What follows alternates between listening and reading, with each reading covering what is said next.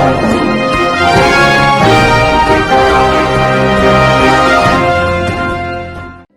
દર્શક મિત્રો, આપ જોઈ રહ્યા છો મુંબઈ તરંગ ન્યૂઝ. હું છું એન્કર અર્પિતા પટેલ. હવે જોઈએ અગત્યના સમાચાર. ઇલેક્શન કમિશન ઓફ ઇન્ડિયાએ ચૂંટણીનું શેડ્યુલ બહાર પાડ્યું છે. એ અનુસંધાને રાજકોટ જિલ્લામાં આચારસંહિતાની ચુસ્તપણે અમલવારી થાય એ માટે પગલાઓ લેવાનું ચાલુ કરી દેવામાં આવ્યું છે. પોસ્ટર્સ, બેનર્સ વગેરે જે છે એ ઉતારવાની કામગીરી ચાલુ કરી દેવામાં આવી છે. ફ્લાઇંગ સ્ક્વોડ 24 જેટલા આપણે ટીમો બનાવેલી છે.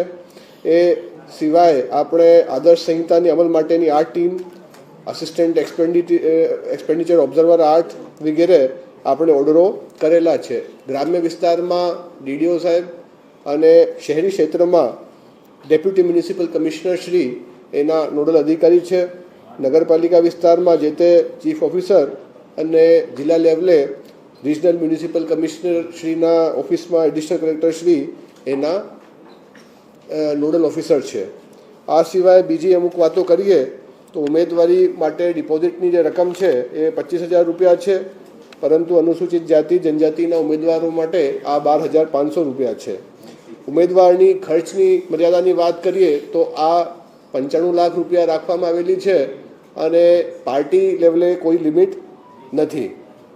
મતદારોની સંખ્યાની વાત કરીએ તો રાજકોટ જિલ્લામાં કુલ 23,34,861 મતદારો નોંધાયેલા છે.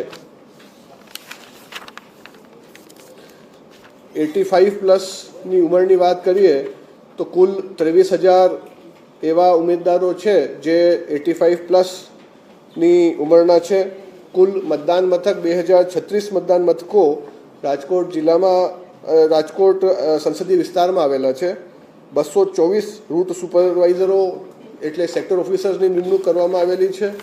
ખાસ કરીને આપ 100 થકી આપણે જે અહીંયા ટોલ ફ્રી ફરિયાદ નંબર છે, એક સિટીઝન વિજિલ કરીને એક પોર્ટલ અને એપ છે, જેના થકી કોઈ પણ સામાન્ય માણસ પણ ચૂંટણીલક્ષી જે ફરિયાદ છે આચારસંહિતાનું ભંગ બદલની એ નોંધાવી શકે છે.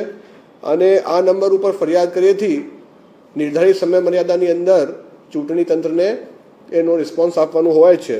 આ નંબર હું વિનંતી કરું છું કે આપ હાઇલાઇટ કરશો. આ નંબર છે 1800-233-0322. હું ફરી રિપીટ કરું છું, 1800-233-0322.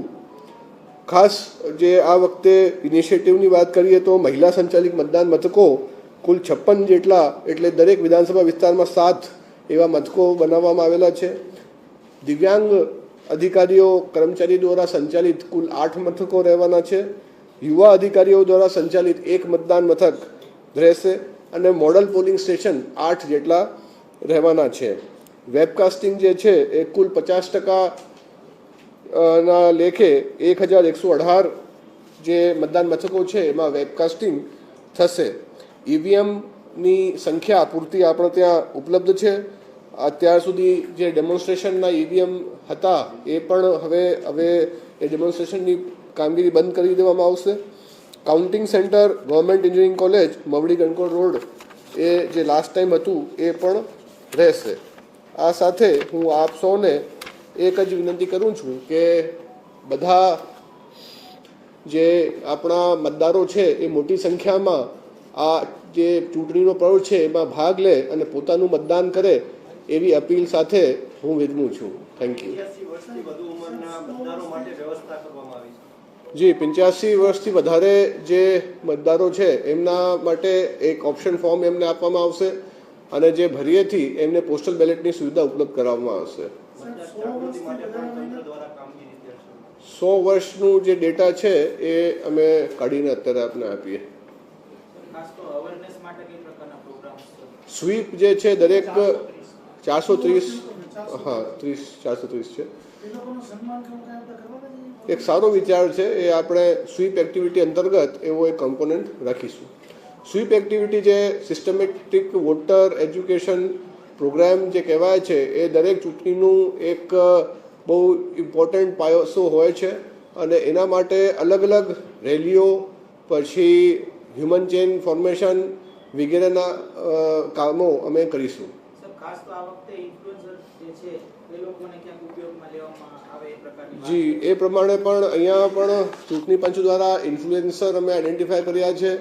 એ લોકોની પણ તાલીમ ચૂંટણી પંચ દ્વારા ગાંધીનગર ખાતે રાખવામાં આવેલ હતી અને આગળનો જે સમય છે એમાં અમે એમનો ઉપયોગ કરીશું.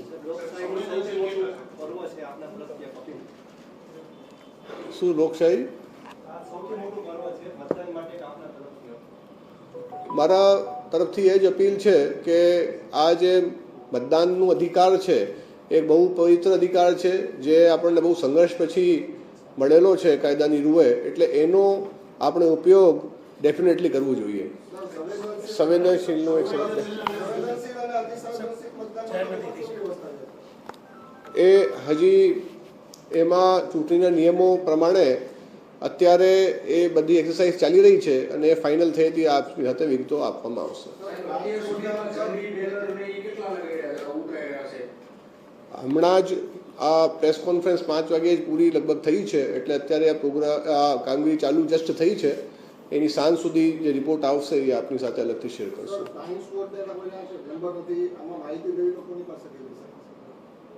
નોડલ અધિકારીઓના નંબર સાથેની માહિતી આપને ઓર્ડર જે જોઈએ એ આપી દઈશું. અલગ અલગ નોડલનો ધારો કે પોસ્ટલ બેલેટ છે તો એનો નોડલનો મોબાઈલ નંબર આપણે જે કંટ્રોલ રૂમ હોય ને અહીંયાનો માહિતી ખાતાનો કંટ્રોલ રૂમનો નંબર આપી દેવાનો 24 કલાકનો જે હોય ભેગો કરીને. લિકર માટે અને બીજા સીઝર્સ માટે આ વખતે પંચે ઇલેક્ટ્રોનિક સીઝર મેનેજમેન્ટ સિસ્ટમ દાખલ કરવામાં આવેલું છે અને બધી આ માહિતી હવે આંગળીના ટેરવે ડેશબોર્ડથી મળી જશે, જે અમે સમયાંતરે આપને કરશું. જી ચેકપોસ્ટ અત્યારે જિલ્લાની બોર્ડર ઉપર સંચાલિત કરવામાં આવશે. નોટિફિકેશન જાહેર થયા બાદ સ્ટેટિક સર્વેલન્સ ટીમ્સની પણ ડિપ્લોયમેન્ટ કરવામાં આવશે. અત્યારે જિલ્લાની બોર્ડર ઉપર આપણે કરીશું. રાજકોટ ગ્રામ્ય જિલ્લામાં અમે 16 ચેકપોસ્ટ ચાલુ કરવાના છીએ આજે. બાકી રાજકોટ સિટી સાથે રાજકોટ સિટીમાં ઓસીટીની નો છે, તો ટોટલ મળાવી 25 જેટલી ચેકપોસ્ટ રાજકોટ જિલ્લામાં ચાલુ થઈ જશે. સર, દર વખતે લોકસભા હોય કે વિધાનસભા હોય, ખાસ કરીને લોકોને દાખલાનું વધારે પ્રમાણમાં ઘેર સોની બજાર વિસ્તારમાં થાય છે. સોની બજારના વેપારીઓ ઉપર ત્યાં મોટા પ્રમાણમાં પોલીસ બંદોબસ્ત હોય છે. એના કારણે વેપારીઓ આ અગાઉની વિધાનસભા ચૂંટણીમાં રજૂઆતો કરી હતી. ખોટી કમર કરતી ખૂબ ફરિયાદો આવે છે. એ માટે થઈને સાહેબ આ વખતે આપણે ખાસ કરી એના માટે આપણા સોમવારે જ જે એની રિલીઝ કમિટી છે એની મિટિંગ આપણે કરવાના છીએ અને એક સ્મૂથ પ્રોસેસથી એ લોકો સાથે પણ અમે મિટિંગ કરીને એમને આખી પ્રોસિજર સમજાવશું કે ભાઈ એક વખત કોઈ બેનામી આપણને કેશ કે કોઈ પણ વસ્તુ પકડાય તો એ સીઝ કરવી જરૂરી છે, પરંતુ જે કંઈ એના પુરાવા રજૂ કરીએ છીએ એ અમે within time bound manner as per rules અમે રિલીઝ કરીશું.